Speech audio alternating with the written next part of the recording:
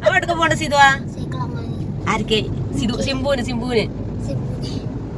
അനക്ക് സൈക്കിൾ അയച്ചാ പോവാ അനക്ക് എന്തിനാണ് സൈക്കിൾ വാങ്ങിച്ചിരുന്നത് എത്ര നോമ്പ് പറ്റേ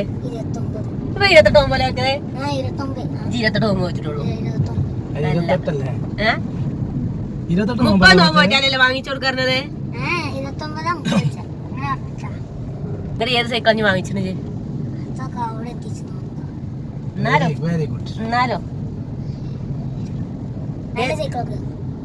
ഏത് സൈക്കിൾ ചില പറഞ്ഞ ഗീർ സൈക്കിൾ